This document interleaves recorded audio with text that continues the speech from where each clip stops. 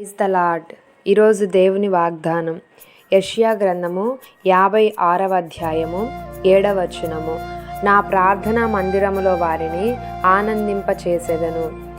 ఈరోజు పరిశుద్ధాత్మ దేవుడు ఆయన మందిరములో ఎవరైతే నివాసము చేయడానికి ఇష్టపడుతున్నారో, ఆయన మందిరములో ఎవరైతే ఆయనను ఆరాధించడానికి ఆయన యొద్దకు వచ్చుచున్నారో అట్టి వారిని దేవుడు ఆయన ఇచ్చే గొప్ప ఆశీర్వాదం ఏమిటంటే, హృదయానికి దేవుడు సంతోషమును ఆనందమును అనుగ్రహిస్తానని సెలవిచ్చుచున్నారు.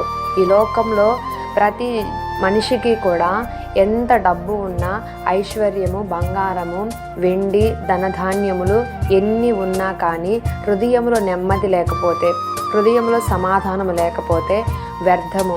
మనశ్శాంతి కొరకు, నెమ్మది కొరకు ప్రయాసపడేవారు చాలామంది ఉన్నారు ఈ లోకంలో.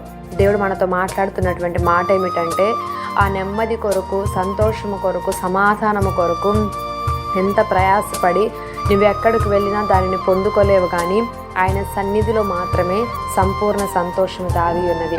కాబట్టి ఈరోజు ఆయన మందిరానికి వెళ్తున్న మనకి దేవుడిచ్చే గొప్ప ఆశీర్వాదము, సంతోషము, సమాధానము, ఆనందము.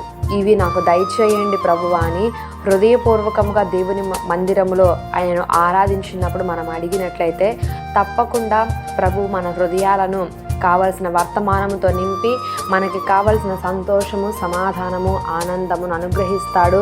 నెమ్మదినిచ్చి ధైర్యం అనుగ్రహిస్తాడు. కాబట్టి ఈరోజు ఆయన సన్నిధిలో ఉన్న సంతోషం మనందరము కూడా పొందుకొని మన యొక్క హృదయ వాంఛలు ఆయన నెరవేర్చి దేవుని యొక్క సన్నిధిలో దాగినటువంటి ఆనందంతో మనందరినీ కూడా పరిశుద్ధాత్మ దేవుడే నింపునుగాక. ఆమేన్.